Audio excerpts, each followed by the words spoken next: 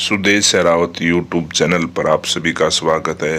आज हम एक छोटी सी कहानी के माध्यम से आपको पेड़ों के महत्व के बारे में बताएंगे कि पेड़ हमारे लिए क्या क्या करते हैं और हम पेड़ के लिए क्या क्या करते हैं। ये देखेंगे एक छोटी सी कहानी में। छोटी सी कहानी है, उससे हमें कुछ सीखने को मिलेगा कि पेड़ हमारे लिए क्या क्या करते हैं और इंसान पेड़ों के लिए क्या कर रहा है। देखिए।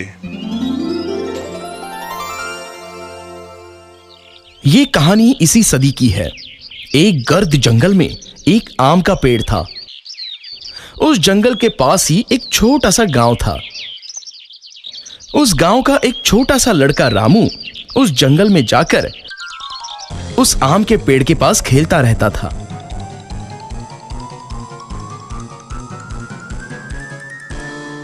वो उस पेड़ पर चढ़ता, आम खाता और बाद में आराम से उस पेड़ के नीचे एक नींद की झपकी लेता।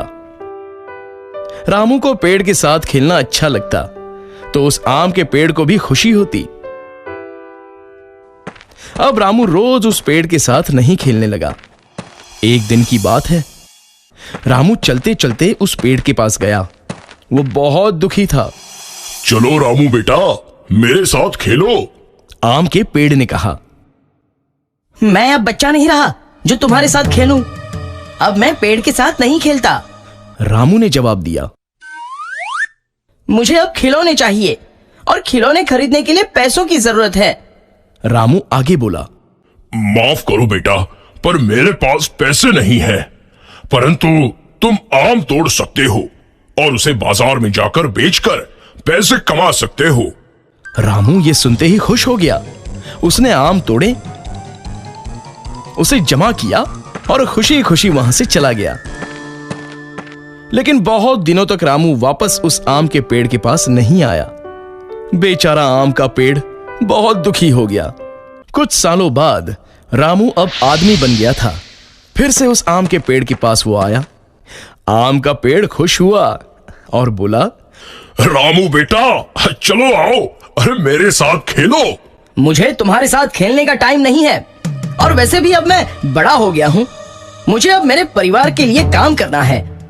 हमें एक घर चाहिए, क्या तुम मेरी मदद कर सकते हो? रामू ने पूछा। मुझे माफ कर दो बेटा, पर मेरे पास तुमको देने के लिए घर नहीं है, परंतु तुम मेरी शाखाएं तोड़कर तुम्हारा घर बना सकते हो। ऐसा सुनते ही रामू ने आम के पेड़ की सभी शाखाएं तोड़ दी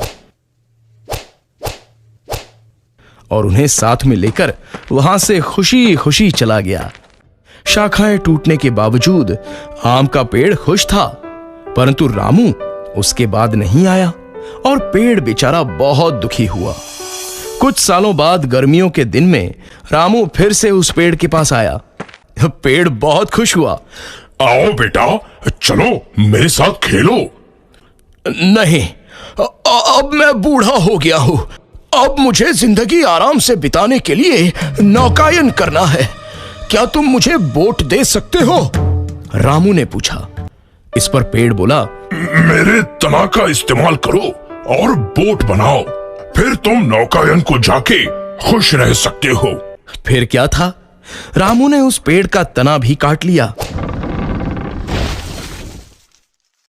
और उससे एक बोट बनाई और नौकायन को चला गया। फिर बहुत सालों तक वहां वापस नहीं आया। ऐसे ही कुछ साल बीत गए। आखिर एक दिन रामू वापस आया। रामू को देखकर पेड़ बोला, मुझे माफ करना बेटा, परंतु तुम्हें देने के लिए अब मेरे पास कुछ नहीं बचा है। आम तो कभी के खत्म हो गए। रामू बोला, कोई बात नहीं, अब मेरे दांत भी तो नहीं है आम खाने के लिए।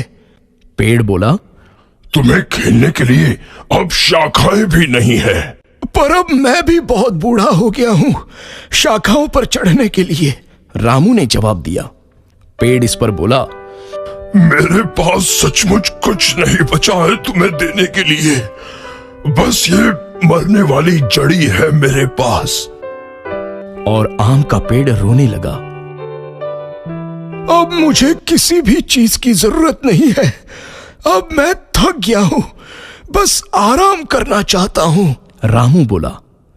पेड़ बोला, तो फिर तो अच्छा है। पेड़ की जड़ें आराम के लिए सबसे अच्छी जगह होती हैं। आओ मेरे पास बैठो और आराम करो। रामू नीचे बैठा। आम का पेड़ खुश हुआ और वो रोने लगा।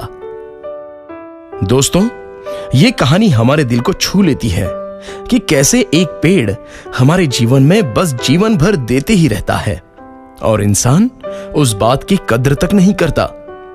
पेड़ हमें छांव और फल देते हैं, लकड़ियां देते हैं, पर हम इंसान उन्हें बेरहमी से हमारे फायदे के लिए काटते हैं और वापस कुछ नहीं देते। दोस्तों, आपसे गुजारिश है कि आप नया पेड़ नहीं लगा सकते तो कम से कम उन्हें काटो मत। धन्यवाद। हम इसलिए सुदेश सहरावत यूट्यूब चैनल पर इस तरह आगे भी इसी तरह प्रेरणादायक छोटी छोटी वीडियो और शिक्षण सामग्री लाते रहेंगे। उसके लिए आप इस चैनल को सब्सक्राइब करना न भूलें और आगे भी शेयर करें। धन्यवाद। सुदेश सहरावत यूट्यूब चैनल से जुड़ने के लिए आप सभी का धन्यवाद। जय हिंद, जय भारत, जय शिक्षा।